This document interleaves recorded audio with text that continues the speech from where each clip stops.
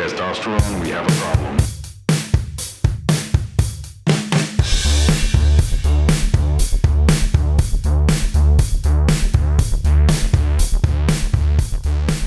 This is Outside the Manosphere, where two guys with zero credentials dive past the cliches of masculinity and try to become better friends by actually talking to each other. It's weirdly hard, but we're doing it anyway. Join us.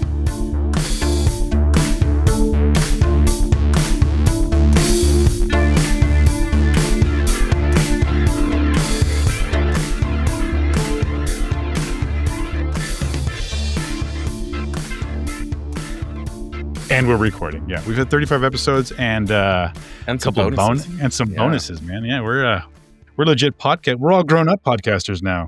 Yeah, big boy podcasters. Welcome to Outside the Manosphere. I'm Skip, and I'm Carlos. How are you today, Carlos? I'm a little groggy, but I'm coming to. How are you? I am in just a fantastic mood, so I'm gonna pick you up, buddy.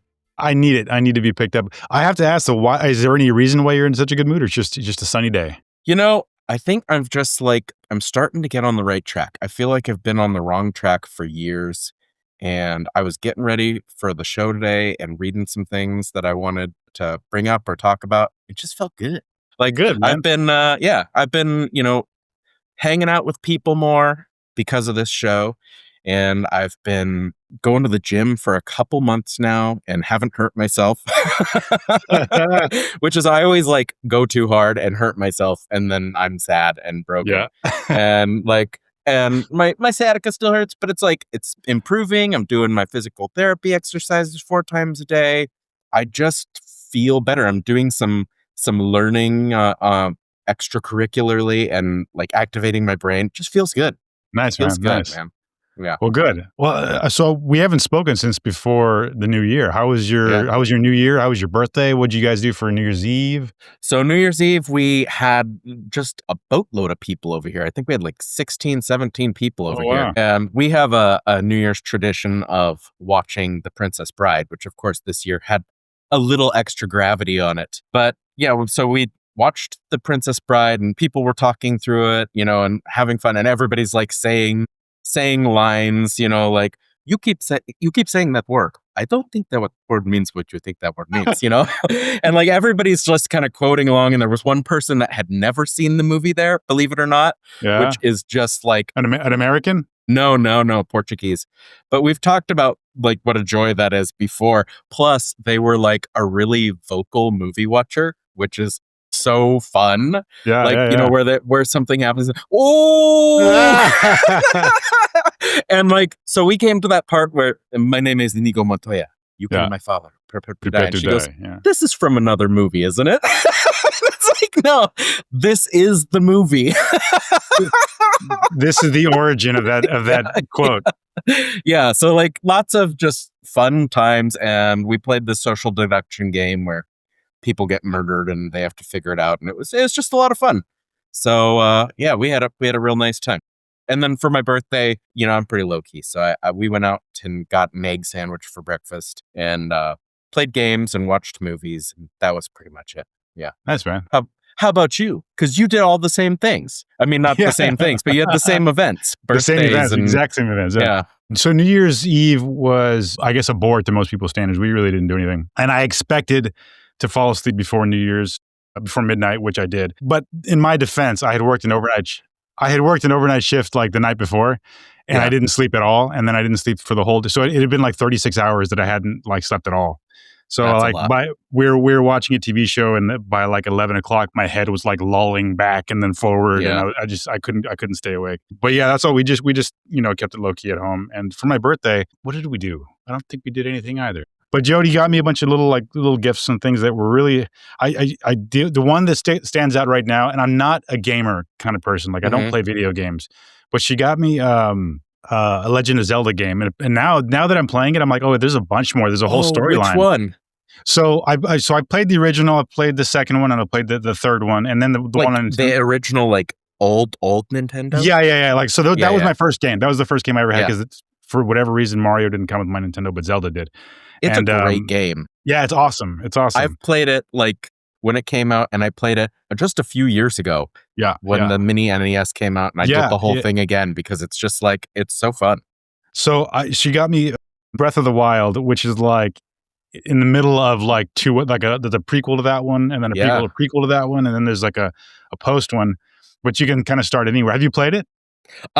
So I don't play video games, but I have played the entire Breath of the Wild and Tears of the Kingdom because those games are just like my jam.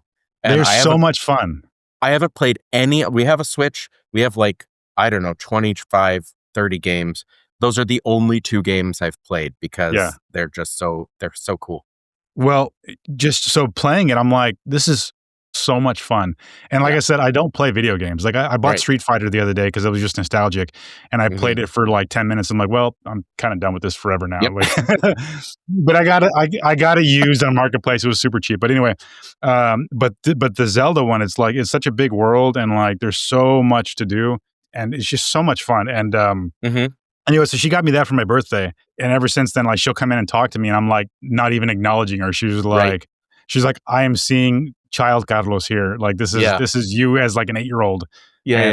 Because I'm like, I'm completely sucked into it, and I'm not paying attention to anything else. But anyway, so she got me that, and a couple of smaller things. I just don't recall what they were, but it was like really, really satisfying. Nothing like extravagant or like, oh, that's so expensive or anything like that. Just like little pleasure items. And I'd have to think about what they were, but they were minor things. That made me happy. Just like real thoughtful. Cool. Personalized type things for my birthday. So it was really nice. Yeah, man, I'm good. I've taken a kind of an unplanned week off because I had a large gap between like my sections of shifts. And then there was a scheduling snafu, and like I wasn't on the schedule I thought I was. And so I had one day, and then I had like 4 days off in a row, and I'm like, I'm just going to call in sick for that day. So I called in sick, and I've got like 7 days off in a row. Wow. And I keep getting calls like, oh, there's a shift tonight. And I'm like, I kind of just want to take my week off. I had already planned it. So I'm like, well, and I have nothing planned, but I'm just like, well, I've already got it in my head that I'm off for a week. So just downtime. Well, the thing is, if I don't take a shift tonight, and if I don't take a shift tomorrow, but be careful to pronounce that F there, buddy. Oh,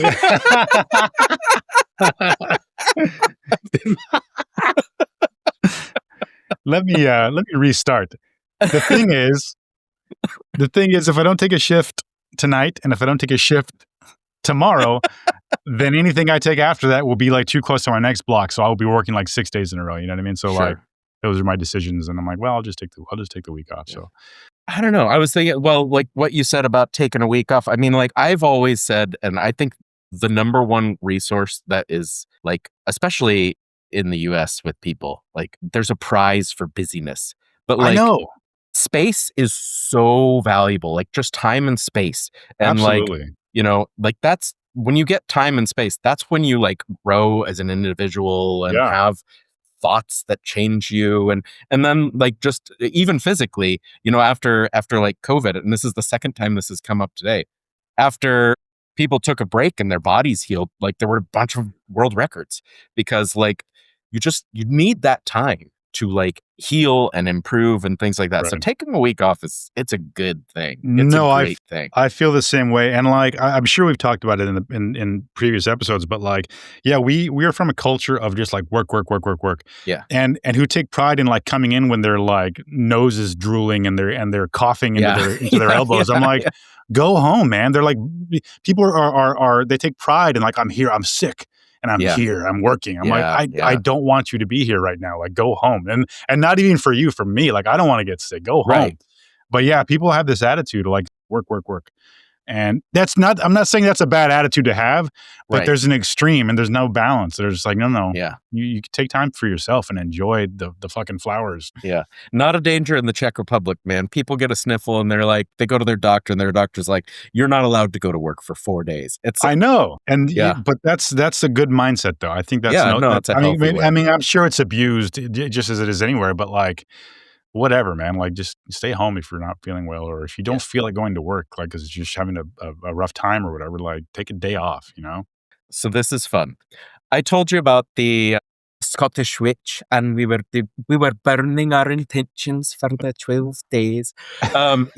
Which was it was so fortuitous because, like, I'm sure it was timed for the solstice and whatever. But the last thing we burned was on the 1st. And so we got to open up our remaining intention, the one that we're supposed to focus on all year. Okay. Is it so? Okay, so it's an individual, not a group thing. It's like you each have an individual. Okay. Yeah. So we were write down 13 intentions for the year, and then we burn one a night, and now they're facts. And there's one left at the end that I got to open on my birthday, and it's like our focus for the year. So mine is, and I have to do a little background on this. Do you know who Richard Kind is? Oh, I know the name, but refresh So me.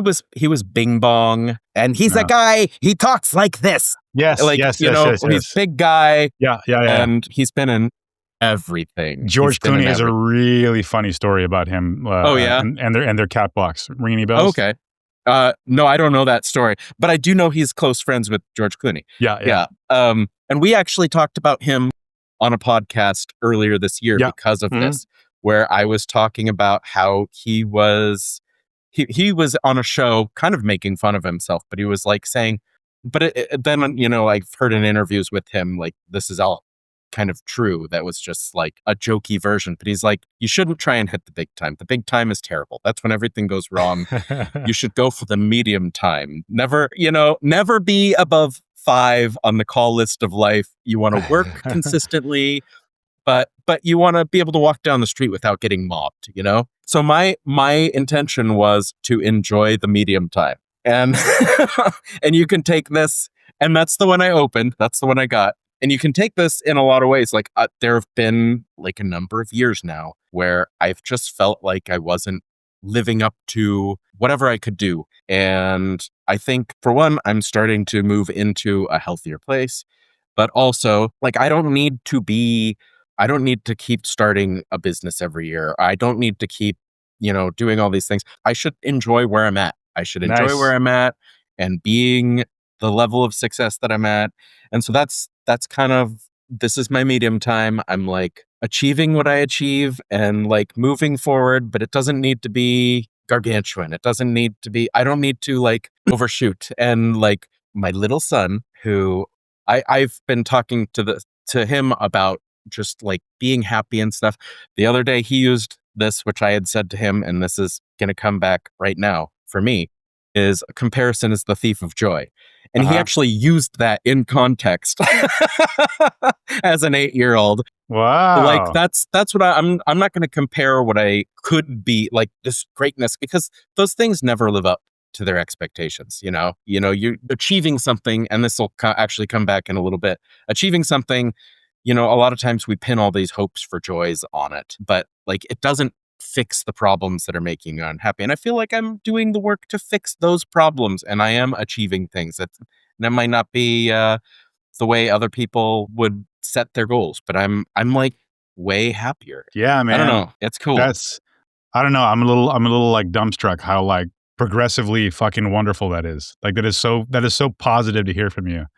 Yeah, that's exactly where I hope you'd end up. Yeah. Because you've said how dissatisfied you were in the past and how you were, but it sounds like you absolutely are on the right track now, man. That's at least today. Well, but keep that one intention in your mind for the rest of the year. Like just keep that as like your guiding principle, and it won't be just today. It'll be for the rest of the year, and you'll have like dips and shit, of course. But like, man, that's really really healthy. Profoundly healthy, I would say. Yeah, it was great. It was the perfect intention to have. I've got it sitting on my dresser, so I see it every day. Yeah, nice. Yeah, I'm just I'm feeling all right. That's nice. What else we got? Well, next week we're having on Dr. Peter Fisher from the Movember Men's Health Institute. So that's something to be looking forward to and excited about. Yeah. For anyone who missed that episode, he's a research fellow with the Movember organization. And so you've kind of spearheaded this whole thing as you did last time. What is his body of research that we're going to be discussing in parts anyhow? So we're actually going to be diving into, every time we've talked to him, he's talked about this Real Face of Men's Health report. And we're going to be diving into a couple small sections. That report is encompassing. It's like 128 pages. So we're going to just be diving into a couple subsections that he thought would be really good to talk about. And it'll just be fun. We'll be learning about stuff from a genuine, scholar on this stuff, which is a difference from us uneducated schmoes, or at least uneducated on the subject that we like to talk about the most. That we're the loudest about. So that'll be good. It was a nice chat we had with him in November with Matt Capeless. And so, looking forward to hearing what he has to say about what his research has turned up and, sort of educating ourselves and the public and see what we can take from it all. So we're starting a new piece of the show, or actually kind of like a continuation of what we did before, where at the beginning of the show, we're going to bring in one thing, but we're limiting ourselves to one thing each, so that we have to like really value this one thing entering the show. And I had a really hard time this week because there were two things I wanted to talk about. But I have, because it is in theme with our entire show, I've chosen something about joy. Okay. And Jess got me a year subscription to Scientific America for Christmas. Nice. Which was lovely. I love that. Yeah. It's a good magazine. And they had an article right away. Actually, I had it open because I couldn't read it. And I got on Christmas Eve, and then I got the thing on Christmas. And the article is from Scientific America, Small, Easy Acts of Joy Mean Big Gains in Happiness. And it's all about, how people, this is what we were talking about earlier, get so busy and they wait impatiently for a vacation or promotion or buying something or some event. And it doesn't actually, in the end, make them feel good. That's the expectation. But then it doesn't, you have that event and then it's past and things like that. They have put forward that small, what they're calling micro acts of joy, are ratcheting up happiness in a more empowering way. And there's like huge programs for improving your joy in the world. And a lot of them take a lot of time. There's like 8-week things, or people, set aside whole nights once a week, which is lovely to meet with friends. But a lot of people don't really have room for that. And it's very difficult. So this is a study that they did from positive psychology. And positive psychology is just like meaningfully trying to boost psychological well-being, which is what we humans call happiness. And so they started an online resource called the Big Joy Project. And I will share that link in the notes. And it essentially gives you one like daily email with a little tiny assignment. Like the first one is opening a 42-second audio clip of different people laughing. Okay. And it's just little things like this every day, always less than 10 minutes. And people have reported higher emotional well-being, modest improvements in sleep and physical health, lower stress, all this stuff from just doing this small thing every day for even just a week. It makes really big, or it makes small or large differences in happiness, but small differences in some other things. It increases people's prosociality, which is like their desire to connect and help others, which of course is a huge benefit to the rest of humanity, because like they're reaching out and they're wanting to help and connect, which is like part of our jam. And it did say specifically that men, their prosociality scores were lower generally before the start of the project.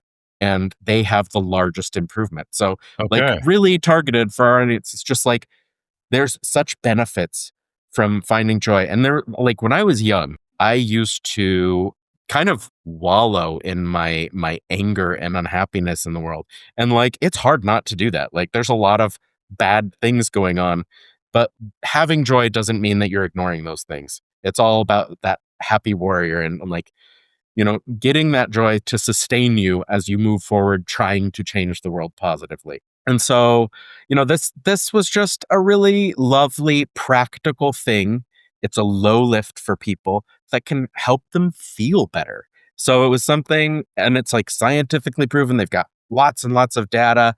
And, I wanted to share this with you and all of our many, many listeners.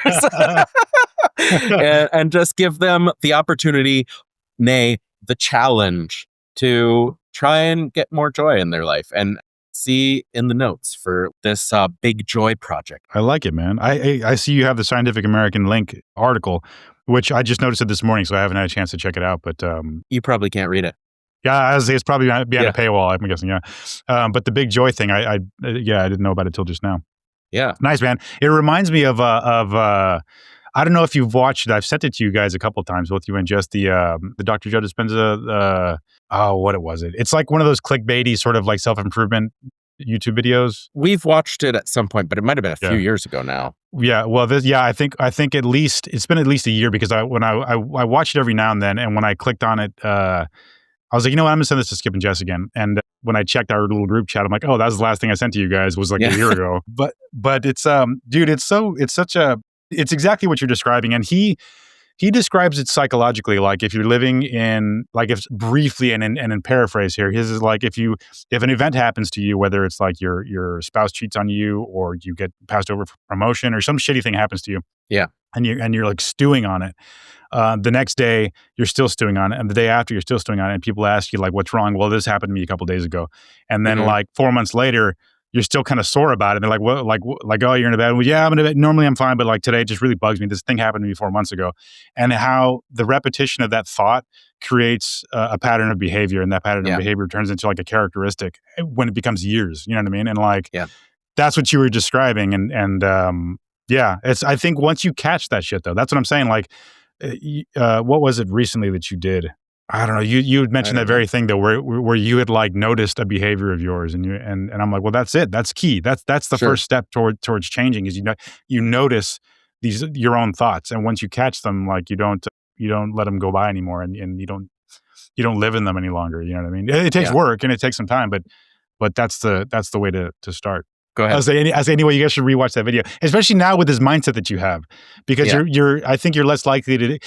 This thing, I think, is not a woo woo thing. It's more of like he's a woo woo guy. Like, I'm reading one of his books right now. It's fucking fantastic. But and I didn't realize how woo woo he is. But that clip I sent you wasn't. It's very much like a pattern of behavior and how to break the cycle. Yeah. So check it out, and if at the very least, maybe I'll put that in the notes as well. Well, I mean, and I think this is part of why I was in such a good mood today, because I was like rereading this article and going through it, and I was like, man, this is what I've been doing with my buddy Carlos for more than half a year now. And like, I haven't been doing this Big Joy project, but I've definitely been doing these, like, we do our Joy of the Week, and I'm thinking about it all week, and I'm thinking about like just getting more joy out of life, and it's like really helping. Forcing myself to do things that are hard, like socializing. Yeah. You know, man, like, I'm in the same boat as you as far as socializing goes, but like, I find that, and again, I'm making it true by even breathing life into it, but I find that like most social interaction for me is just, I get exhausted really quickly. And maybe it's like the people pleaser in me. Like, I don't make sure that everyone's having a good time, sort of thing, or like conversation's got to be interesting. I don't know. It just tires me out. But like, every now and then I'll meet someone where I'm like, okay, I'm really like connecting with this person, and it's not exhausting. It's not exhausting at all. Yeah. But when it's not an easy fit, I usually get pretty tired. So yeah. I know I feel your pain socially anyway. Yeah. Well, that's my chit chat for this week, or whatever we want to call it. I'm going to file it under joy. Well, okay. Mine is well, it's woo. And I know what it is now. I know you know what it is now. And don't regard this as me like pinning you against the wall, because it has nothing to do with you guys listening to this or anything. But so I had watched a documentary with Jody a couple of years ago. I think it was called Superhuman, and it covered all the cool stuff that I'm into right now. They had a segment on remote viewing, and remote viewing is the reason I watched it, but there was also a segment on this thing.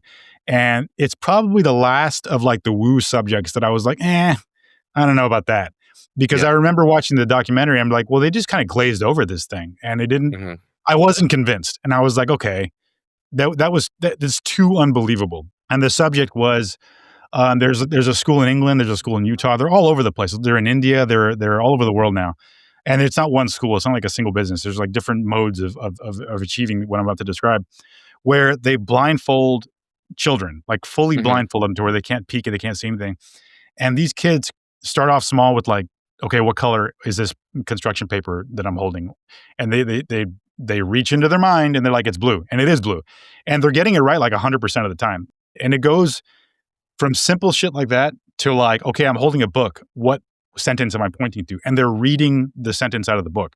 So when I saw that in this documentary, again, I believe it's called Superhuman, I was like, that's a little far for me to like accept. I don't like, I'm open to it, but I'm gonna need a little more finessing before I can like start passing this information around. You know what I mean? But they didn't give it, and Jody was like, "Oh yeah, no, they covered it all." But I'm like, "Yeah, I just left not feeling like I believed it." And the latest episode of the Telepathy Tape Season 2, Episode 12, is the finale. Actually, covered this exact subject, and in much more. The whole hour or 45 minutes was covering this subject. And the reason I sent it to the link to you and Jess is because one, children are the ones that like primarily can do this. The adults can too, and apparently, I guess as easily, but there are more cases of children doing it like right away. Okay. And the reason I sent it to you guys is one, you got a young boy. You got a he's still 14, right? Yeah, for a little while. Oh yeah. Anyway, so you got two youngish, but one of them is perfect age, I'd say. And the other thing was, I know a concern of yours before with the telepathy tapes in season 1 was that they were working with autistic non-speakers. Yeah. And your concern was, well, there's a lot of potential for abuse. Yeah. And there's a lot of like, hopeful parents or hopeful administrators that really want this to be true. And so they're skewing whatever, and they could potentially be harming these kids. Well, these aren't non-speakers. These aren't autistic people. These are neurotypical human beings that are doing this thing. And you'll hear it if you listen to the podcast, which I'm not pushing you to, but if you do, you'll hear they're interviewing the kids. And then they're interviewing, like there's a blind man. He's a totally normal dude who was able to see in a fashion without using his eyeballs. You know what I mean? Okay. And to me, I get the skepticism because I was right there with like that documentary I was describing. But like, to me, it's like, I don't know. Like at what point are people who are requiring evidence just being obstacles? You know what I mean? Because like, to me, yes, there might be another explanation to this, but these people that doesn't involve telepathy. I mean, yes, I'm open to that as well. Yeah. But like, I feel like a lot of people are like fumbling over themselves to create a complex explanation to a very simple answer. I mean, and you can make that case against like the Earth going around the sun versus the sun going around the Earth. Like, it's obvious the sun is going around the Earth, right? You look at the sun, you're like, clearly the sun is going around the Earth. That's the most simple. That's the simplest example or simplest answer. But that is not true. So I'm open to being wrong or to being too quick to agree with this. But anyway, I'm trying to get Jody to get more interested as well, because I want to do that. I have a blindfold, and because I do it when I meditate. And I for me, like, this is almost like the root of all the little side stuff that I'm really interested in. And I feel like if you can get to that, you can remote view, you can do all kinds of stuff. And I mean, for so many people, for so many children specifically across the world, not just in one location, but across the world, able to read a book. And oftentimes they're saying they're seeing out of different parts of their body. So like they'll put the book at like the back of their head, so they can't see it. Like it's physically impossible for them to see it, or they're putting it at the side of their head, out of their field of view, and they're still wearing a blindfold. I don't know. That's what I'm saying. This isn't exactly a news item, and neither was really yours, but it's up to date. It's modern, and it's like they just released the episode. Yeah. So I felt it valid. And if we're using this segment as a little moment to just sort of like dump out our interests, this is my first very I won't even call it selfish. I won't even call it selfish, self-indulgent sort of topic, because I really, really, really feel this is the answer, man. Like, to decency and to like a change in the way humans think.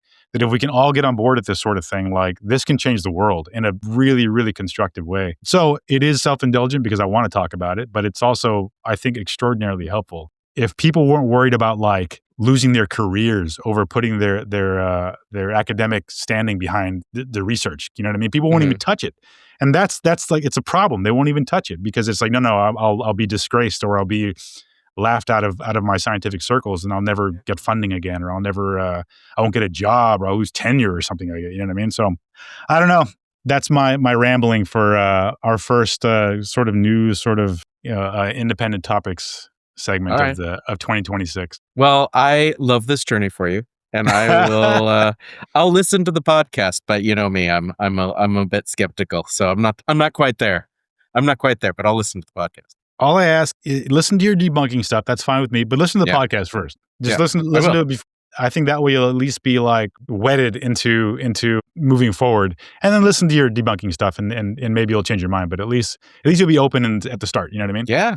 Well, in defense, mine was science news. Yeah. No, I didn't think yours was woo. Yours was extraordinarily positive. No, I mean, like you said, it wasn't news, and it was science news. Well, Science mine wasn't news, but it was pop culture and relevant and new pop culture. So by the time this is aired, it'll be a couple weeks since it had been published. But it is the season finale, so anybody who like picks up the telepathy tapes will start at the end rather than the beginning, which I recommend the beginning if anyone is going to jump onto it. Well, I am absolutely not worried about people being ahead of me on my scientific American reading. Carlos. Yes, Skip. Are you ready to fall in love? That's what I was hoping for, Skip. All right. Well, we will continue on with question 31 from our 36 questions to fall in love that was in the New York Times way on back 10, I guess now 11 years ago. And that question is, again, not a question this time. Tell your partner something that you like about them already. And this is kind of a weird question for us because we've known each other for a very long time now, but right. Answer it in some way that it makes sense for you. This isn't our first date, so we're not one. Well, I was thinking about it now, and I guess the way I'm going to answer it is something that I noticed about you on the day we met, which changed my life forever. I guess just kind of throughout our friendship. So 2 things, and one of them I have mentioned before. But anyway, so the first day we met, we were meeting in sort of a business, well, it was a business meeting. Yeah. And you were exactly on time. And maybe that's a low bar, but like, yeah, I'm like, oh, good, this guy's punctual. And so right away, I was like, I was famously 1 minute late. You were, well, yeah, you were a minute late. But you know what? I feel like there's a grace period, a minute before, a minute after, and then you're on time. So anyway, I call that punctual, and that was something that I liked about you already. And another one I also have already mentioned was we were playing cards or something at your house ages ago, and I don't know what prompted me, but I busted into the song from Three's Company. Yeah, and I got to the end of the part that I knew, and you just returned with the other part that I didn't know, and it was so fucking funny. And I'm like, yeah, I like this Skip guy. He can quote movies and shows and things like that. So yeah. And we're the same age, man. Being the same age, there's a really special sort of connection that people, not every person our age, but people our age that are into the same stuff. Like you know all the same references, right? Whether it's language or pop culture, but like, yeah, it's always a value for me to have somebody that like gets all my shit. So those are things that I like about you already. So I don't know where you're going to go with this question, but that's how I landed. I'm going to riff off of what you said, I think. So yeah, at our first meeting, obviously you were already there when I got there. And, it's a sickness. It's a sickness, Skip.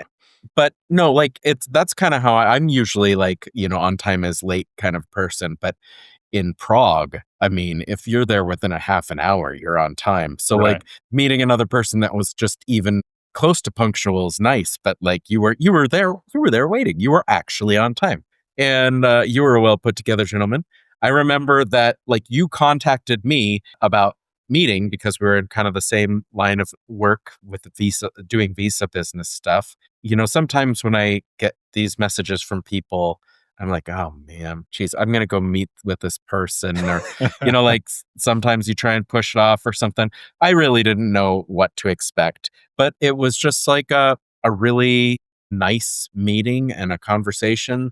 And we found that we had a lot in common. So much so that I remember taking the unusual step of being like, we should hang out, which I think I've done like twice in my life to anyone. So yeah, right off, there was just like something about our personalities clicked, the things we liked and the things we didn't like.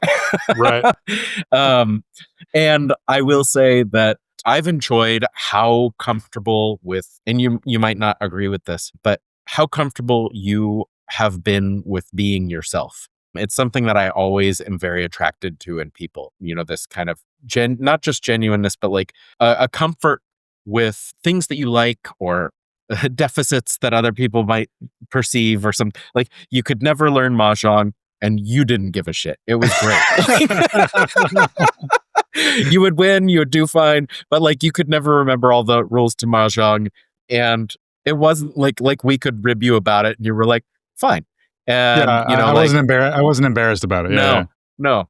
And like you cut your own hair, and like I like that you've got these idiosyncrasies that you're very comfortable with. Because that's always my advice to people when they're like worried about judgment. It's just like own it, own the thing that you're worried about, and nobody can give you a hard time. But like it's a very admirable quality that I always enjoy in other people, and it's very attractive, I think.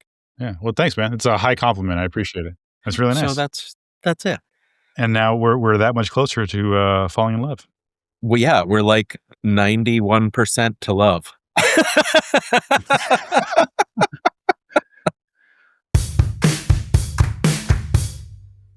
Okay, Skip. Well, we haven't really touched on anything manospheric in this episode. So, and this is going to be sort of a generalized discussion, but you had given us a topic that we really haven't talked about much, but I do have an opinion on, and I'm wondering what you have to say about it. Is ruggedness important for men? And in parentheses here, you put camping, being a mechanic, or any, that kind of thing. Is that really important for the ideas of masculinity? And since you did bring it up, I am curious. Yeah. What made you put that in? I think part of the reason is because, like we've talked about before, and how do you define a man and things like that. And like, it was one of the first things that I thought of is like ruggedness, but like I'm at war because like part of me really wants to say yes, but also I know plenty of men that are not rugged, that I wouldn't like question their masculinity or their manliness. So like, it's something that's a war. It's like something that I want for sure for myself. You want to be rugged? I would like to be rugged. Yeah. Like I like going camping. I like being, I'm not like a car mechanic or anything, but I like being mechanically inclined. I like being able to fix things around the house and I don't know, help people move or whatever. Right. So like, those are all things that feel important to me, but like I also, through this process, like I question that as well. Like, okay, it feels important to me, but like why? But why? That's the question. But why? Yeah. So I don't know. I'm really curious because you said you have a take on this. Well, I have thoughts. I don't know if I have a take, but I do have thoughts on it. Yeah. Well, first I wanted to ask you: do you consider yourself a rugged guy? I would say ruggedish. It's like really. I'm going to use a $2 word here, bifurcated. Like I've got two distinct parts. I like going out and camping in the nature, like wild camping where you're not at a campground or anything. And I like backpacking, and I like I went to survival school, and those are all like very rugged things. Right. But I also can be very prissy. Like I do not like, I do not like getting dirty. I do not like dealing with icky things. Yeah. And that's a very non-rugged attitude. So it's like I pick and choose my ruggedness. Sure. Very, very much. So yeah, I would consider myself, I got the 5 o'clock shadow or the beard all the time. Right. We definitely look the part. Yeah. So we were performatively rugged, at least. No, I feel like I am rugged generally, but there are things that I definitely would think rugged people would not have a problem with that I do have a problem with. Yeah, that's funny.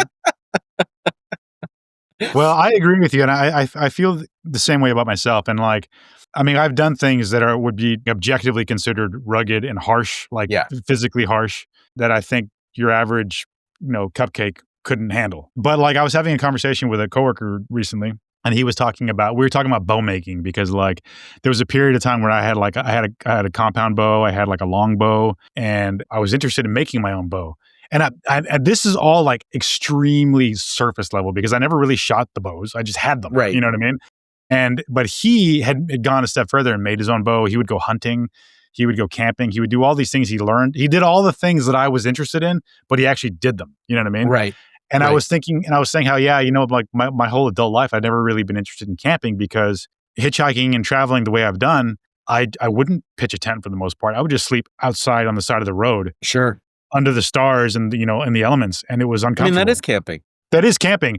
And so Yeah. when I think of going to like a manicured campsite and like pitching a tent and having a fire in like a designated area, I'm like, that doesn't interest me at all. Right. And he was like, yeah. He's like, you learn the skills. I'm like, well, no, actually, I haven't learned the skills. I'm just like hoboing around. You know what I mean? Yeah. And that's like, this man was by definition was rugged. And mine was just sort of like maybe lost. I don't know if you'd call it rugged or not. Hobo is kind of beyond rugged. It's like it's a lifestyle. Rugged. It's past rugged. Yeah. Yeah. It's past rugged. Yeah. So yeah, I mean, like, and just like you, like, yeah, I'd like to be a little bit handier. I'd like to. I don't know how to fix cars. I feel like I could if I, there's enough YouTube and internet these days where like you can do it, but it's not an inherent interest or quality of mine where like my father-in-law, he can solve any problem with a car just by like thinking about it for a while. You know what I mean? He's got years and years of experience, but I've seen also men that like didn't have mechanicking experience. They just figured it out. And I'm like, well, that's really interesting. And I feel like I could too. It just might take me a bit longer to get there, but I don't have that interest. It's not something that I care to learn about. My question is, why do I want to be more handy? Why do I want to be more rugged? Why do I want these things? And this is where I have thoughts. And I'm curious if they're the same thoughts as you, because for me, growing up, and I don't know if I've mentioned this in the show before, but my mother would always use women as a sort of incentive structure for me. Mm-hmm. She would say like, girls don't like boys who do this. Girls don't like boys who do that. Girls don't like boys without education. And so a lot of my motivation, I think, growing up, and maybe it like went really in the wrong direction, was I got to do this for girls. Mm-hmm. You know what I mean? I got to do this so I can be attracted to women. And I really think that might be why I care about the appearance of ruggedness, or I care about not knowing about cars or caring about sports or anything like that. I don't care about sports, but it's a manly, masculine thing. And I've met women that are like, "Oh, sports." I'm like, "Yeah, I'd much rather knit. Like, I'd rather learn to knit than sit in a stadium and watch football." You know what I mean? I'm in your camp as well on that one. Right. So, and I don't know. What do you think? What do you think about that? About my motivations versus? I think, oh man, there's a lot to unpack there. So. So one thing is, I think that's probably part of it. And for better for worse, like one of our sub questions on this is, how do we think women feel about it? And I know for some women it's not important. Just like for some men, this isn't important. Yeah. But like, when I was living in Indiana and I was in the backyard chopping wood, like my wife was like, "Oh, that's kind of nice," whether it's like base and like silly and sexist or whatever kind of adjectives you want to put on it, whether we're programmers, it's in there still, Right. And like the whole thing about your mom using women as a carrot. Incentive. Thank you. Yeah, carrot. That's something we don't do it a lot, but we do it with hygiene. You know what? You got to pick your battles. I think that's a good one. Yeah. Don't be like, girls don't like stinky boys. And you know what? Boys don't like stinky boys either. Like I think it's a human characteristic. That's true. Yeah. But I actually like reflecting on that, and so much media that I'm taking in, and like things about heteropessimism and things like that, where people are like, being straight's getting kind of icky sometimes. And part of it is like, there's these problems with like men not taking care of themselves. So like, I'm not sure that that's actually a bad way to motivate. Like, you should try and be a better person so that you're attractive to the opposite sex or to your same sex or whatever. Right. Like, that's not necessarily a bad thing to like, if you can't do it for yourself, trying to be better for other people, I think it still works for me. I don't necessarily think that that's a bad thing.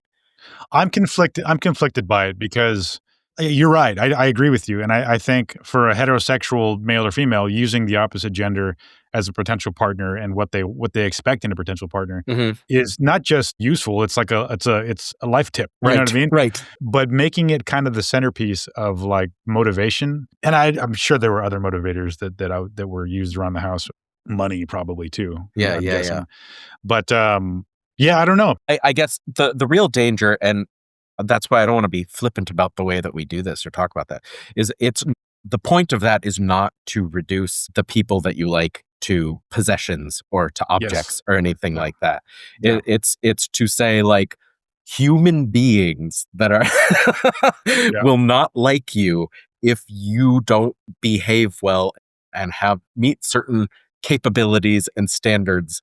It's something that you have to have, trying to approach that not from a like, you need to get girls, but like from an empathetic standpoint of like, you need to think about the other person on what they would like. And there's just language is so amazing and so powerful. And the little switch in how you say it from an empathetic position to, you need to get girls, like girls don't like this. If you want to get girls, that's a huge switch. And it's a huge change in like the structure of your thinking and your brain about other people. So like, I don't want to like say that we do it like girls don't like this, go get girls. But, but like, human beings do not find it pleasant to be around this. So if you would like to please other human beings and be attractive to other human beings, like I think that's kind of the healthy version. But there's a real fine edge there, I think. Yeah, there is. And I guess I want to clarify that like I was never taught like to get girls, this is what you got to do. It was more like to be an attractive partner to somebody. This is what you should or should not be doing. So yeah, no, I think I just sort of corrupted the interpretation of it as I got older and started going through puberty and stuff and was like, girls, you know what I mean? Like that was, so I don't know. I think that's the natural inclination, right?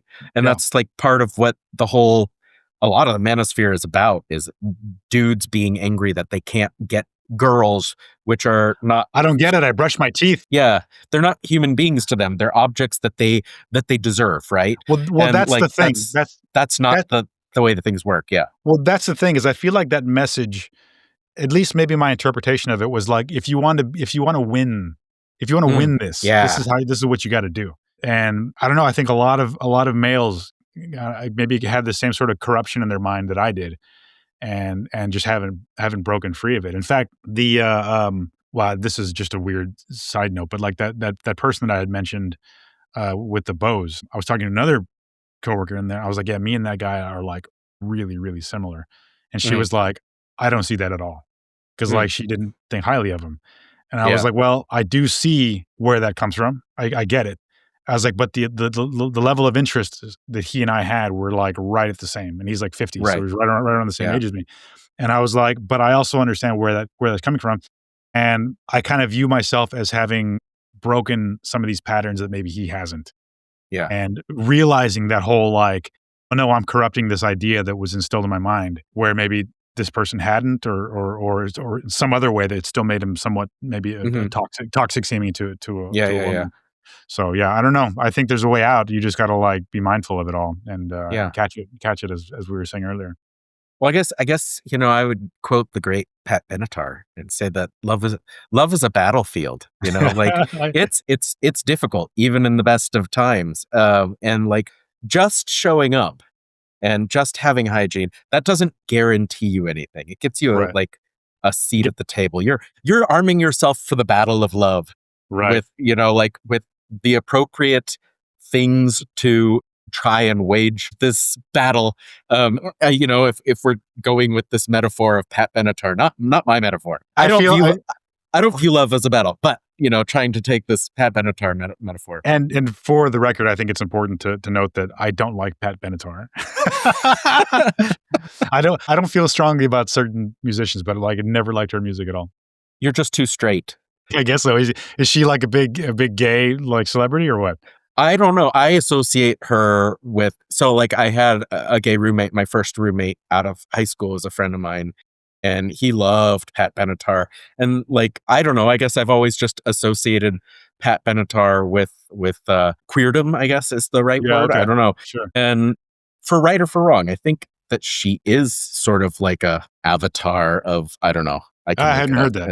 I just don't like her. I don't like her music. I mean, I'm sure she's a great person. If she's even still kicking, I don't even know if she's alive. She is a strong ally and supporter of the LGBTQ community. Okay. Yeah. So, and her Love is a Battlefield song is an anthem and a message of empowerment and love. So, okay. Yeah. So you nailed it. Nailed it. Yeah. So in any case, I was just running with your nemesis, your nemesis, Pat Benatar.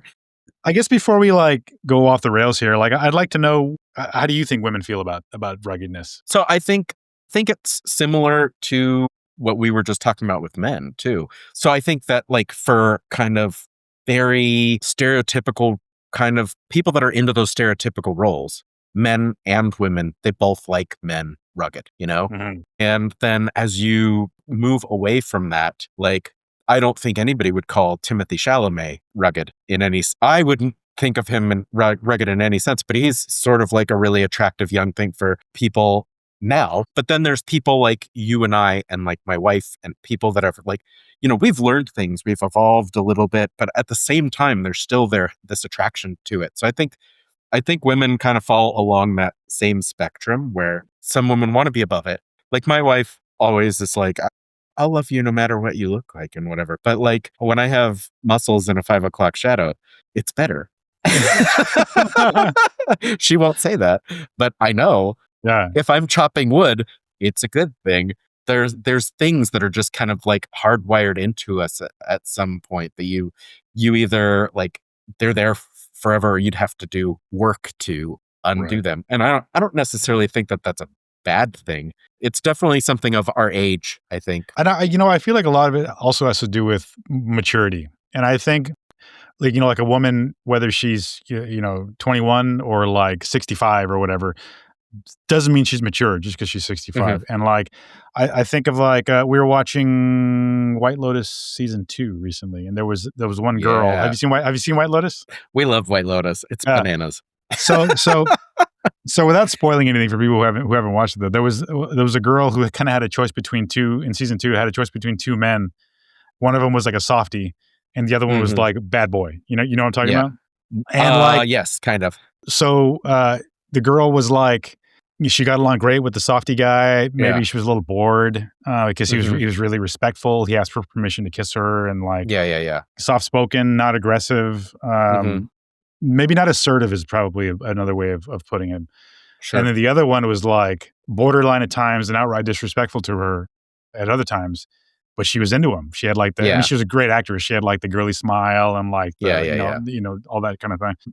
But I kind of take that as like, well, she's a kid. You know what I mean? She's a young person who doesn't understand that this guy might be fun, but the other guy is going to treat you right. You know what I mean? The other guy is going to, if one of them is going to quote unquote take care of you, it's going to be the fucking nice guy who you're regarding as boring. You know what I mean? And when I say take care of, I don't mean like financially or like, I just mean like in love. You know what I mean? Yeah. And I feel like there's a lot of women and men who haven't really reached that sort of emotional maturity, and they're well into their 50s, 60s, 70s, whatever. Yeah. And they still feel that way. They're like, oh, this person, this rugged guy, or this bad boy or whatever. And like, it's something that I've thought of throughout the years. Like I've noticed the conflict because I was raised to be respectful to women and to like hold doors and and to be that sort of chivalrous attitude. And I've had women who just don't fucking like that. They're like, don't hold the door for me. You know what I mean? It's like, I would hold the door for a man. You know what I mean? Like I was just raised to be polite. Like I'm not doing it because you're a woman and you can't hold the door for yourself. But like, it's a can of worms. Well, I think you're right. And I've noticed that same thing over the years with a lot. I have mostly had women friends. They reach a point of maturity where they're like, I'm done messing around with these assholes. And like, it bears being said that you can be a nice guy and be rugged. Those are not mutually definitely a kind person and be rugged, gentlemanly. Those things are not mutually exclusive. But I will say, like, kind of on, as opposed, because we kind of got onto bad boys, which is not necessarily rugged, but you're talking about bad boys. I'm talking about like classically male though. There's more than rugged than anything else. Sure. But I have had multiple experiences and where women want that, and it is a deal breaker for me. Like, I remember the first time I ran into that, I visited a friend at college, and he was at college. I was just visiting him, and we went to a party, and like I started to hook up with this girl, and we went back to her place, and I was doing the consent thing. I was like, is this all right? And she, at some point, I don't remember exactly how, but like she took a phone call and was clearly talking to me in the phone call where she's like, don't you hate it when guys are like asking if it's okay? And like, she wanted me to be rough and like not ask for consent. And I was just like, all right, I'm done. Like, I'm not playing this game. And I've had several girlfriends or things like that over the years that wanted something that I was just not willing to like engage in. So it's definitely in there. It's definitely like for some women, they still want to be, if not mistreated, at least pretend to be mistreated and things like that. And like that's for me, that's like a red line. I'm not like I don't want to do it. That's a maturity of yours too. Like you're not going to go after this sort of reckless person who, I mean, if that's a decision that they're making, I don't know. I mean, it's one thing to be like, oh yeah, let's just go with the flow and like, yeah. But for her to actively want you to just not ask for consent when you're asking for it, right? That's something else. You know what I mean? Like, well, and like this wasn't going to be a relationship. I wasn't like going after, but like that was for me. Like that's not a part I want to play. I don't want to play the part of like, for me, you know, sex and things like that. Those are acts of like joy, if not love, something like that.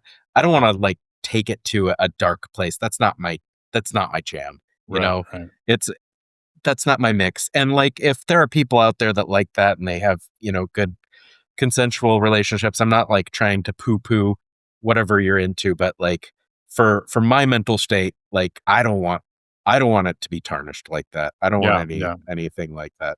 So yeah, maybe it's mature. Maybe some guys would be like, you're just not, man, you're not taking what's there for you. But that's not my jam. It's not my jam. So have you ever had that? Just out of curiosity, like a woman that wanted you to play the part of the aggressor or the bad boy or whatever? Not explicitly, and I've never been put in a situation where like, no, I've never been asked that. No, I guess short answer is no. No, I haven't. Yeah. I mean, I guess like sexually, I've always been the aggressor, but not like in a non-consensual sort of way. Like I mean, I don't know how much you want to know, but I've picked up and moved women around, you know, but like, I'm not going to like pin them against the wall and like hold them in place or that kind of thing. You know what I mean? Yeah, yeah, no, I enjoy that first part too. And I think that's part of like the ruggedness, like women kind of dig that. Yeah, they do. Yeah, I've only ever got positive feedback from that kind of thing. So.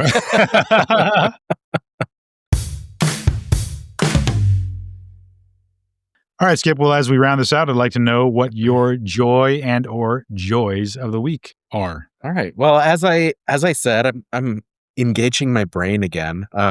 After several years off of Czech, because Czech is like an abusive relationship because it's such a hard language where you like overcome one challenge and you learn for a while. And then there's just something else that's ridiculous as far as grammar or something goes. And you're just like, I quit. I hate, you know. So like after I got past my citizenship test, I was like, I'm done. I'm never going to learn Czech again. But I set the resolution, the goal for this year. One of them is to pass the next level of Czech test, which would also allow me to study for free at the universities. Nice. Because if I take it in Czech, it's like B2, C1, B2, and then like C1 is after that. So I'm planning on just like kind of diving back into Czech this year. So I'm picking up just lightly and like refreshing on Duolingo on some things. And I'm also doing Khan Academy for like a bunch of science courses that I just was interested in doing. And that's been really fun. Just kind of like re-engaging and learning and bettering myself. And the other thing, of course, is that I've been just enjoying the hell out of thinking about Richard Kind and Medium Time every day. So that's been a joy. I've to the point where I've thought about getting a tattoo of Richard Kind. Really? That's so funny. Just to remind me forever to enjoy the Medium Time. That's comically Buddhist of him too. Like, because their whole thing is the middle way. I think we talked about it, but yeah, the Buddhism is like you do things right down the middle rather than extreme or extreme deficit, extreme excess. You do it in the middle. Richard Kind, the Buddhist. Well, and I think it would be hilarious to have like a little, oval with a caricature, not caricature, but like a picture of him, not like a stencil. Yeah, something like that. and then just kind of like some fancy script that just says enjoy the medium time. I think it would be actually pretty funny, like the kind of thing I could keep. Yeah, definitely a conversation starter too. Yeah. You spread the joy that way. So tell me about your joy for the week. So I've got a couple, or three to be exact. One of them, this one was the last one I put in there, but since we were just talking about Buddhism, I don't think it was the last episode of Ezra Klein, the podcast. So he was interviewing a guy named Stephen Batchelor, who is a Buddhist monk, and I've read two of his books. The first one was called Confessions of a Buddhist Atheist. I read it like 15 years ago, and then the one that I really like is called Buddhism Without Beliefs. And he was a Buddhist monk for a long time. And he met, I don't know if it was a Buddhist nun, if that's a thing, or she was just a Christian nun. I don't know what. But anyway, he met her. They kind of fell for each other, and he left being a monk. And also, I think he kind of became disillusioned with like the dogma of Buddhism in the same way that like I think a lot of Christians or Christian-based people like us were disillusioned with all that stuff. So Buddhism Without Beliefs was a book about like the teachings of the Buddha, without the structure of Buddhism around it. You know what I mean? So kind of bare bones, just as you would the teachings of Jesus Christ. Like if you really like strip it away, there's probably a lot of wisdom. There is a lot of wisdom there. Yeah. Anyway, so Ezra Klein interviewed. I'd never heard him speak before. And he's an excellent writer. I highly recommend Buddhism Without Beliefs.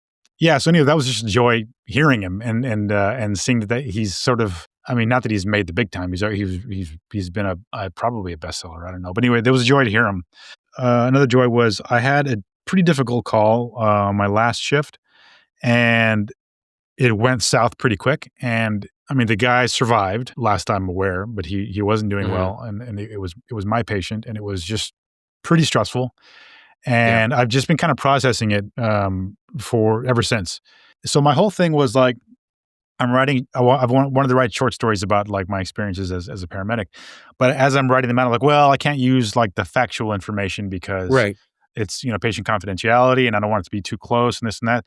So I was like, well, I want to document this one. And so what I ended up doing, I wrote it out as kind of a journal. I didn't fictionalize anything.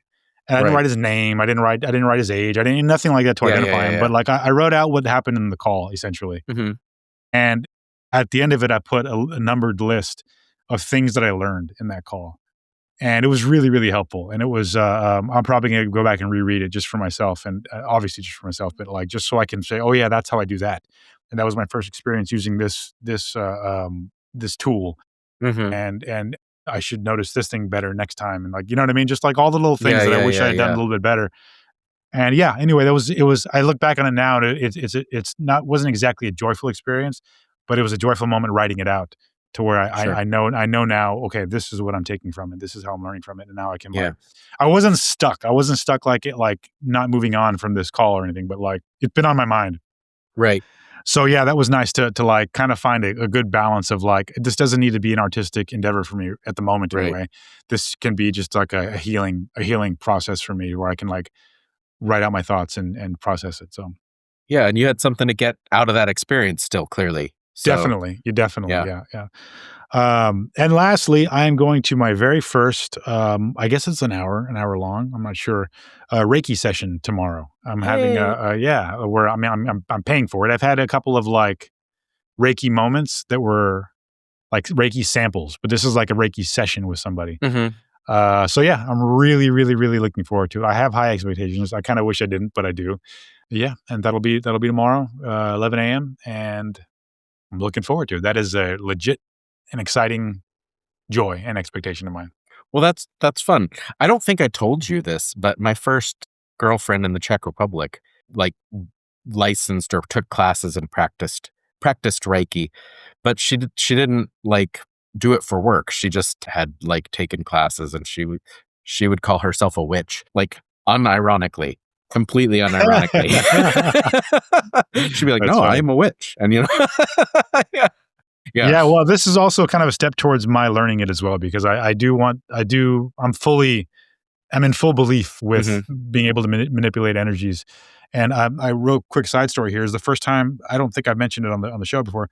The first time that I experienced it was I had a dream, and when I woke up in the morning, I had validating information about this dream. 2 people that I'd never met before. In fact, I saw them the moment I started up Facebook, and it was regarding an energy event. And I was like, well, I should go to that. It was like an hour drive. And Jody was like, yeah, you should go to that. So like I went. I even told him, like, I dreamt about you. Yeah. I dreamt about you too. And this is why I'm here. I don't know why I'm here. Yeah. And it was like a meditation session. And we had this, they called it a heart opening exercise. I didn't know what that meant. I didn't know anything about energy at the time. And in the dream, they were working on my energy too. They said, like, we're gonna help your machine work better. And that was the language they used. And I'm like, okay, well, go ahead and do it. And they did it in the dream. And so in real life, they had these 2 women that I mean, you could call that some sort of hysteria, but I identified them. I was like, those are the women I just had a dream about. And so in the session, like, we did a heart opening exercise. There was like 6 other women. There was all ladies, where I put my hand on my chest. They put their hand over my hand, and vice versa. They put their hand on their chest. I put my hand over theirs. And we created like a circuit of like staring into each other's eyes for like a minute. It was super awkward. I was giggling and uncomfortable the whole time. And we did it with each person, all 6 of them. Yeah. And again, I didn't even know why we were doing it. I didn't know what a heart opening exercise meant. And when we were done, I felt like a bizarre, I can't even describe it. My entire chest cavity was like tingling. And I was like, something's happening right now. I'm feeling something right now. And again, like I don't know how to describe it, man. I wasn't there to like have this experience. I was like, something has changed right now in my chest. And they're like, yeah, it's fine. But they weren't amazed by it or anything. But I'm like, no, something's happening right now. I'm like, I don't know what it is. And ever since then, I'm like, wow. And they're like, shut up, new guy. Yeah, yeah, exactly. I was like, this is happening right now. Like, I don't know what it is. I don't know what it is at all. But ever since then, I'm like, this is a thing. This is a real thing. Cool. That's so I'm doing that tomorrow, and that's a joy. Fun. I'm excited about it. Yeah, I'm looking forward to it. Thank you so much for joining us. New podcasts every Wednesday. And if any part of this show has resonated with you, let us know at outsidethemanosphere@gmail.com. You can also reach us on Instagram, Facebook, and now YouTube. Please like, rate, subscribe to the podcast YouTube channel, or recommend us to a friend. We hope you'll come back. Have a good one. Bye-bye now.